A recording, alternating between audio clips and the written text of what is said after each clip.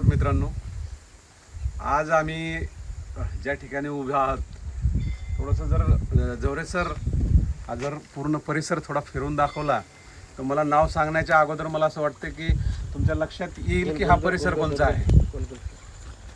आणि या ठिकाणी माझे मित्र खास जवरे सर आणि महाजन सर यांच्यामुळे हा येण्याचा योग आलेला आहे. आम्ही या ठिकाणी आलेलो आहोत पोहण्यासाठी.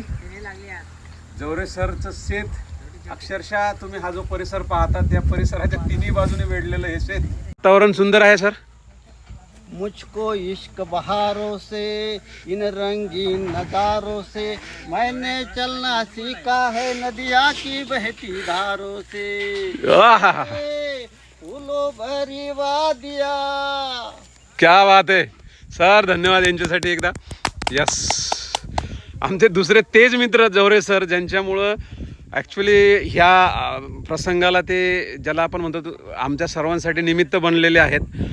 हे बहुआयामी व्यक्तिमत्व ज्याच्यामध्ये मी जास्त स्तुती करणार नाही, कारण त्यांची अभिव्यक्ती तुम्ही त्यांच्या फेसबुक पेजला गेले तर सगळं दिसेल तुम्हाला.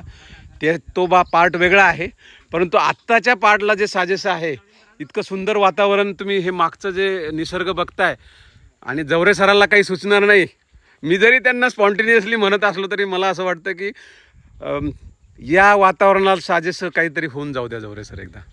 Yes sir. ये वादिया ये फिजाए बुला रही है तुम्हें, खामोशियों की सदाएं बुला रही है तुम्हें.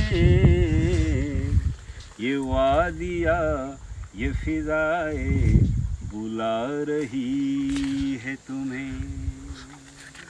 तरस रहे हैं जवां फूल होठ छूने को, तरस रहे हैं जवां फूल होठ छूने को. मचल मचल के हवाएं बुला रही है तुम्हें. ये वादिया ये फिजाएं बुला रही है तुम्हें. तुम्हारी जुल्फ से खुशबू की भीख लेने को,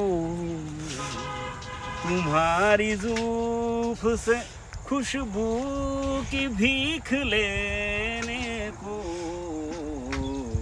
झुकी झुकी सी घटाए बुला, ये वादिया ये फिजाए बुला रही है तुम्हें. वाह वाह वाह वाह सर, धन्यवाद, थँक्यू. Happy thoughts.